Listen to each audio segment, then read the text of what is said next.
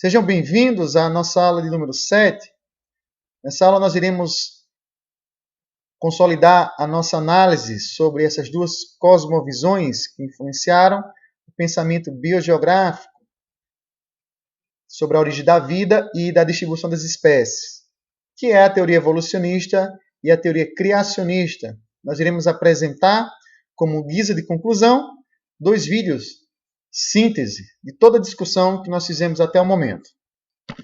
O primeiro vídeo, sobre o evolucionismo e a seleção natural, produzida pela BBC Brasil, nós iremos conhecer o panorama geral de toda a teoria evolucionista proposta por Charles Darwin.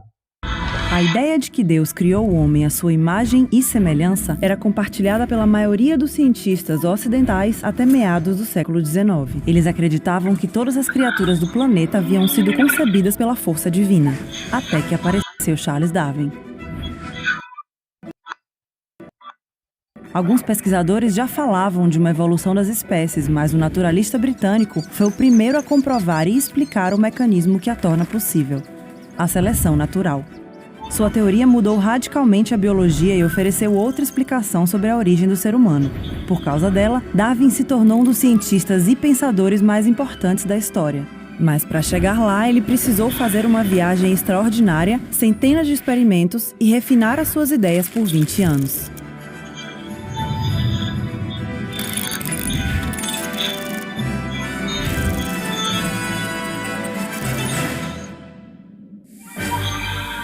Em 1831, Darwin tinha 22 anos e estudava na Universidade de Cambridge, quando foi convidado como naturalista a uma grande expedição. A bordo do HMS Beagle, ele passou quase 5 anos percorrendo vários continentes, a começar pela América do Sul. De lá, ele voltou com dezenas de exemplares vivos, ilustrações e fósseis. Os fósseis deram a ele uma das primeiras pistas sobre a evolução. Por exemplo, ao ver os restos de um milodonte, um animal gigante parecido com a preguiça, ele deduziu que a semelhança não podia ser coincidência. Deveria haver um parentesco com a espécie atual. Quando passou pelas Ilhas Galápagos, Darwin observou espécies como as tartarugas gigantes que viviam em ilhas próximas, mas tinham características físicas únicas em cada ilha.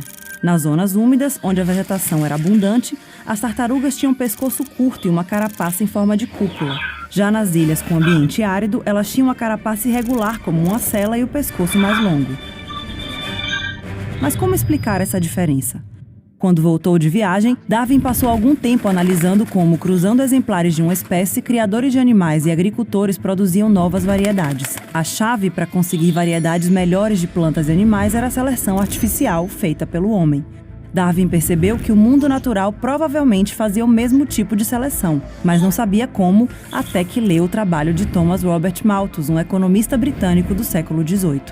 Em um ensaio sobre demografia, Malthus disse que com o crescimento da Europa, a população aumentaria muito mais do que os alimentos disponíveis. Isso provocaria uma luta pela sobrevivência. Essa ideia ajudou Darwin a explicar o esquema evolutivo. Na natureza, há uma luta pela sobrevivência, mas o que sobrevive não é necessariamente o mais forte, e sim o que melhor se adapta às condições do ambiente em que vive. Se um ser vivo tem uma característica que lhe ajuda a sobreviver, ele vai se reproduzir com mais sucesso. O que não se adaptar, morre sem deixar descendentes. As criaturas com mais sucesso na reprodução passam esses traços adiante, e assim sucessivamente, até que as variações deem origem a uma nova espécie. Por isso, as diferenças entre as tartarugas que Darwin viu nas Galápagos eram produto da evolução. No ambiente árido, as de pescoço longo alcançavam os arbustos para se alimentarem, enquanto as que viviam em local úmido podiam comer grama e se proteger dos predadores, graças ao pescoço curto e à carapaça arredondada. Para Darwin, essas mudanças aconteciam de forma lenta e gradual. As espécies, incluindo o homem, não nasceram de forma independente, elas evoluíram de um ancestral comum. Segundo ele, foi a partir daí que a vida no planeta começou a se diversificar. 20 anos depois de sua viagem no Beagle, Darwin tinha escrito milhares de páginas, mas não havia publicado nenhuma. Ele queria ter provas inquestionáveis, talvez porque soubesse o terremoto que suas ideias iriam causar. Foi então que ele recebeu uma carta de Alfred Russel Wallace, um admirador e colega naturalista que havia chegado à mesma conclusão. A evolução acontecia por seleção natural. Darwin temia que Wallace levasse o mérito pela teoria. Os dois naturalistas concordaram em apresentar uma carta conjunta explicando suas descobertas. Mas no ano seguinte, ao publicar seu livro sobre a origem das espécies, Darwin virou uma celebridade até mesmo fora da comunidade científica, mas não sem antes abalar os alicerces da Grã-Bretanha vitoriana. Como Nicolau Copérnico, no século XVI, a teoria de Darwin mudou tudo ao explicar que a diversidade do mundo acontecia por um processo biológico, sem a intervenção de Deus. Ele colocou o ser humano no mesmo degrau evolutivo que o resto dos seres do planeta. Avanços científicos comprovaram a teoria de Darwin e até a Igreja Católica acabou aceitando décadas mais tarde, com ressalvas, que a evolução era compatível com a fé. E hoje, mais de 150 anos depois que o mundo conheceu a teoria de Darwin, sabemos que a evolução é um fato. O planeta continua mudando, às vezes de forma dramática. E nós mudamos com ele.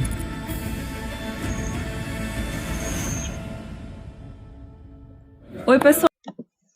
Nesse outro vídeo sobre criacionismo e a categoria da complexidade redutiva, nós iremos estudar e observar a síntese da ideia que contrapõe o evolucionismo enquanto teoria e conhecer os principais argumentos que está por trás da complexidade redutiva. Desde a antiguidade, a complexidade da natureza tem despertado a curiosidade do homem. Já os primeiros filósofos tentavam entender o entorno e se perguntavam: qual é a essência das coisas? Aquelas características invariáveis que constituem um objeto, uma flor, o imponente sol. Hoje, a ciência nos permite entender de maneira objetiva quais são essas características. Células, moléculas, partículas subatômicas, todas alinhadas para dar textura, forma, cor.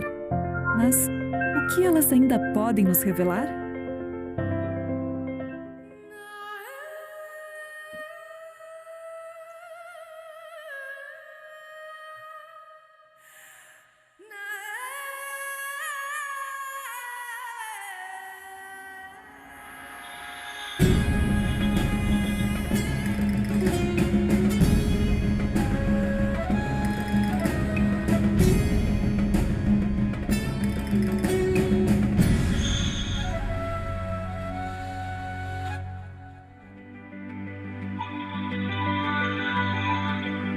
Os avanços da ciência nos permitem ver, a nível microscópico e subatômico, os componentes específicos que constituem a matéria e a vida, revelando que os seres vivos são estruturas de complexidade redutível. Isso porque todas as partes têm um sentido na função como um todo. Essa inter-relação de sentido configura tudo o que conhecemos. A pergunta evidente é, então, como se configuraram estes ajustes e relações de alta complexidade? Quase 20 anos atrás, o bioquímico Michael Behe publicou um livro que marcou época, A Caixa Preta de Darwin, o desafio da bioquímica à teoria da evolução. Behe não é um criacionista. Ele é, inclusive, darwinista, evolucionista, mas é um dos evolucionistas que tem a coragem de questionar, né, alguns pressupostos da teoria da evolução. Eu diria assim que é um evolucionista crítico. E nesse livro ele apresenta o que ele veio a registrar, cunhar, né, como sistemas de complexidade redutível. Ele menciona ali um exemplo bem simples que ajuda a compreender esse conceito. Ele fala da ratoeira. Para você ter uma ratoeira funcionando, você precisa ter alguns elementos mínimos, sem os quais ela não funciona. Por exemplo, você tem que ter uma mola, tem que ter uma trava, um martelo, que é aquela parte que bate no pobre do ratinho, né? Você tem que ter uma base com material adequado para que ela não se dobre, para que funcione. Se você retirar qualquer um desses componentes, ela não funciona. Ou seja, a ratoeira tem uma complexidade tal, sem a qual ela não cumpre a sua função. Se você não tiver ali a base, se você não tiver a mola, se você não tiver a haste que vai prender o rato, o pino de encaixe, aquelas partes funcionando todas sincronizadamente, feitas com otimização, feitas para um único propósito, jamais aquilo vai funcionar como uma ratoeira. Se tira uma das partes, ela perde totalmente a função. Então não dá como imaginar que um processo lento, gradual e sucessivo tenha formado uma ratoeira. Ou alguém pôs tudo aquilo ali com uma inteligência muito grande ou não daria. Então a gente vê, a ratoeira é um exemplo, mas a gente vê outros exemplos assim drásticos na vida, como os motores, o flagelo bacteriano. O flagelo bacteriano é uma estrutura filamentosa, uma espécie de motor que serve para impulsionar a célula bacteriana. Está composto por cerca de 20 proteínas e aproximadamente outras 30 ajudam na regulação e coordenação. Apresenta uma semelhança notável com sistemas mecânicos artificiais, pois é uma complexa estrutura composta de vários elementos e que gira como uma hélice. A diferença é que é uma nanotecnologia. É tão pequena que só pode ser apreciada a nível microscópico. É mais de 68 complexos proteicos trabalhando todos de uma forma sincronizada para fazer aquele motor girar. Então você tira uma dessas partes, o motor entra em colapso. E é um motor que tem uma complexidade absurda, é o motor mais eficiente conhecido nesse planeta. Ele roda 100 mil rotações por minuto, ele tem marcha, primeira e segunda. Ele inverte o sistema, o sentido da sua rotação em 1/4 de volta. Ele se autoconserta em funcionamento, é uma coisa absurda, não existe máquina humana que funcionando possa ser consertada ali em plena operação.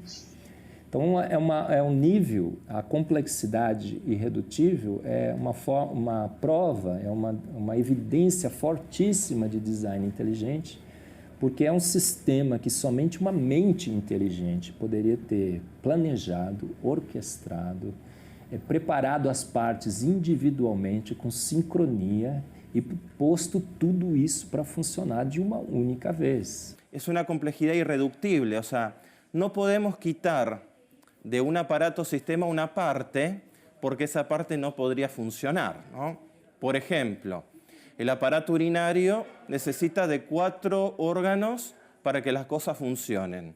Los riñones que producen la orina, los uréteres que la transportan, la vejiga que la acumula y la uretra que es la parte final donde se elimina. No se puede imaginar que pueda faltar una de esas partes, ¿no? Porque si no, nosotros no podríamos eliminar las toxinas de nuestro cuerpo. Quando nós falamos de complexidade irredutível, nós estamos falando de sistemas que não podem ser diminuídos, não podem ser reduzidos além do que eles já estão. Então, é a questão muito aplicada, por exemplo, para órgãos de seres vivos. Você imagina um olho de um animal, de um ser humano. Esse olho tem uma complexidade irredutível. Qualquer componente funcional que você retirar deste órgão, ele não vai funcionar.